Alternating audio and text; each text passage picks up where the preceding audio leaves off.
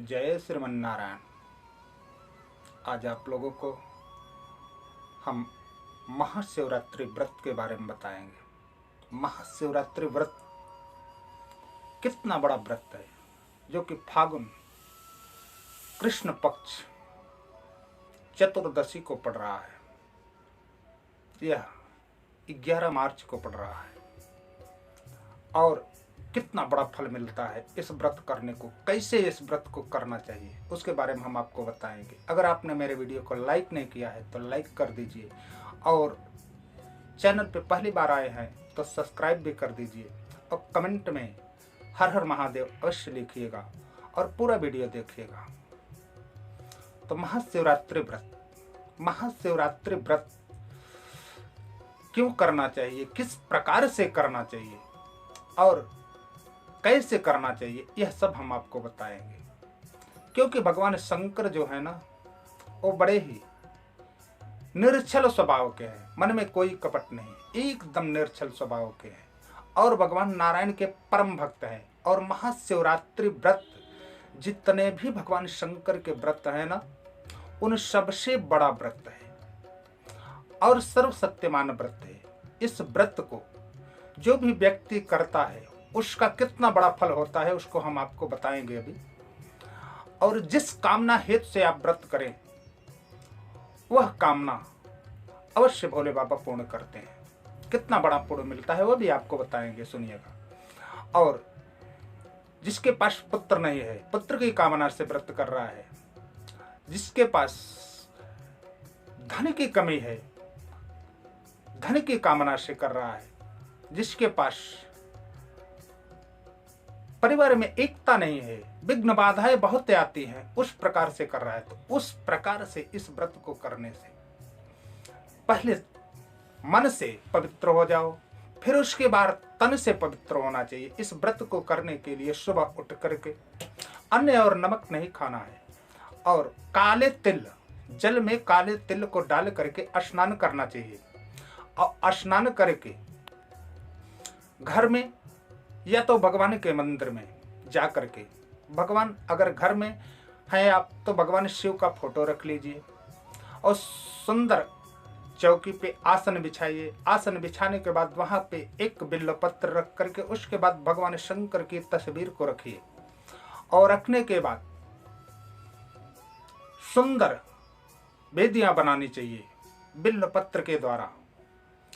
अक्षत और बिल्वपत्र के द्वारा सुंदर वेदियां बनाओ, सुंदर कलश स्थापित करो।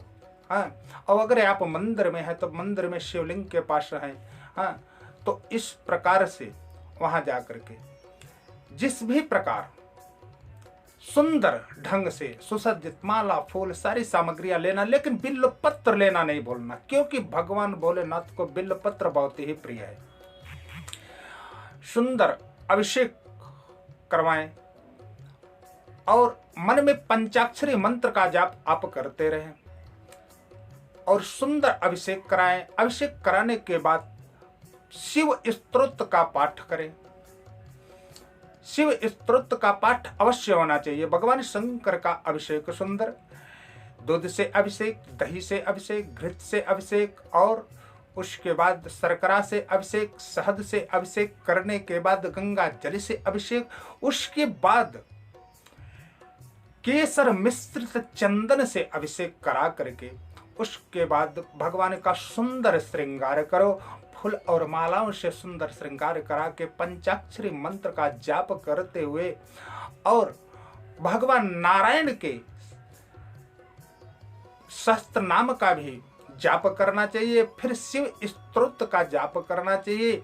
इस प्रकार करने से और बिल्वपत्र कम से कम हो तो 5 बिल्वपत्र लास्ट में जरूर होने चाहिए। अगर उससे ज्यादा हो तो जितने भी बिल्वपत्र हो उन सबको कि हे प्रभु, मन में ऐसी धारणाएं बनानी चाहिए कि हे प्रभु, मेरी मानसिक जितनी भी परेशानियां हैं उसको आप काट दें। हे प्रभु, मेरी शारीरिक जितनी भी परेशानियां हैं उसको आप काटे और हमारे पूजन को सफल कीजिए।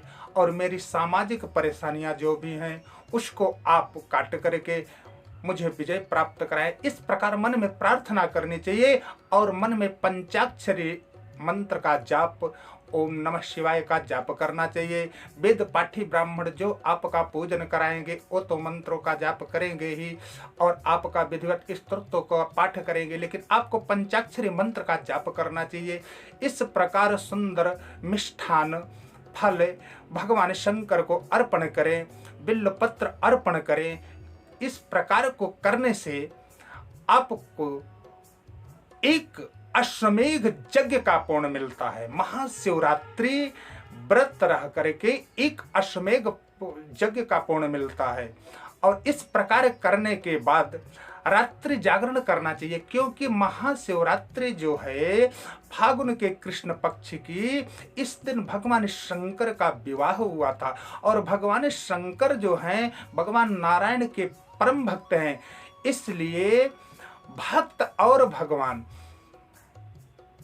सारे लोग, सारे देवता उस समय एकाग्रचित होकर के भगवान शंकर के बारात में जाते हैं। रात्रि जागरण करना चाहिए और जागरण करने के बाद जब सुबह हो तो स्नान करके, स्नान करने के बाद ब्राह्मण को बुलावें और उनको भोजन करावें। भोजन कराने के बाद वस्त्र दक्षिणा उन्हें अर्पित करके उनसे आशीर्वाद लेना चाहिए। इस प्रकार से जो महाशिवरात्रि का व्रत करता है उसके सकल मनोकामनाओं को भगवान शंकर पूर्ण करते हैं और उसे एक अश्वमेघ यज्ञ का फल प्राप्त होता है।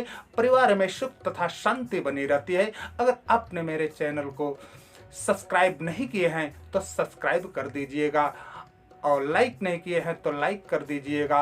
अगले वीडियो में पुनः आपसे फिर मिलेंगे, तब तक के लिए जय श्रीमन्नारायण।